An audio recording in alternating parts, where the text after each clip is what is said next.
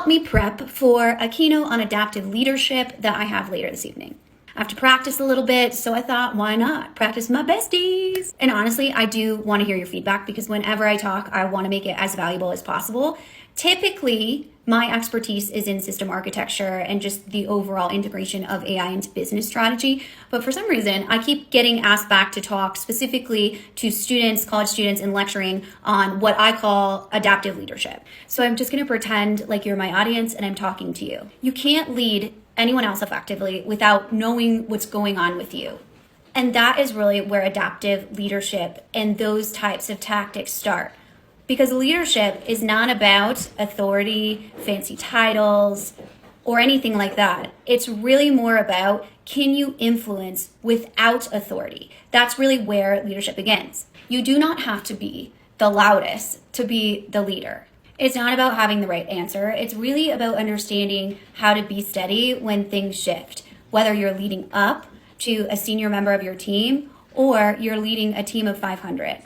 And the foundation of that is really understanding yourself, your emotions, your insecurities, your reactions. Are you responding or are you reacting? Reacting is fast, emotional, and it's usually all about you and not about the people you serve. Responding is thoughtful. It takes pause and it's able to see outside your own perspective. For example, being a younger woman in technology, I thought I had to be A+ perfect in order to be worthy to be in the room with a lot of senior people that didn't look like me.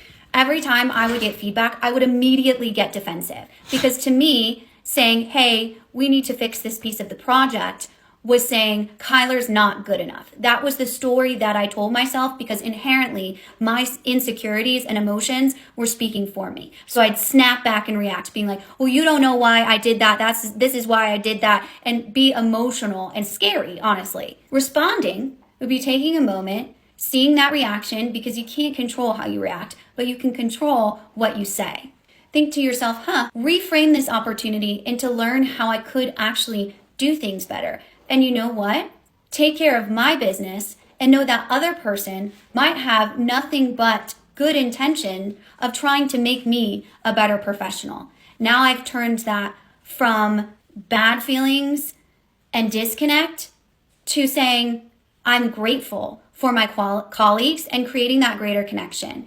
And you know what? Thanking that person for saying, thanks for catching that. I really appreciate that feedback. I'm definitely going to utilize that next time. That person then says, she took my feedback well. I'm going to promote her or I'm going to follow her as a leader because you know what that builds? Trust. Reacting is instinct. Responding is leadership. If you're not in tune and paying attention to your own emotions, then reactions are going to lead the way. But if you know your triggers, if you know what sets you off in meetings, then you're able to respond with maturity, compassion, and intention. Remember, the pause is powerful, not weak. When you feel that anxiety build, remind yourself to pause, look at it and say, what's happening here? And what does this moment need from me? Adapt to lead yourself through it so that you can lead your team more objectively and show up and be what they deserve. And this takes practice. I'm not at all saying that you get to this level of awareness in this next level of leadership right off the bat. It takes time and intention to build that muscle.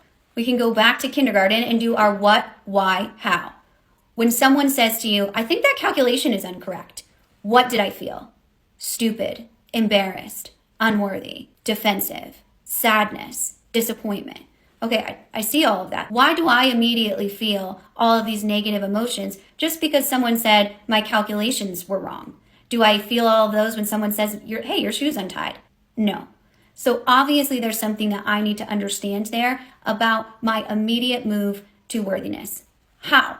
Now that I've thought this through, how do I think of a response that is helpful? At the end of the day, leadership does not have anything to do with being in charge or having a fancy title.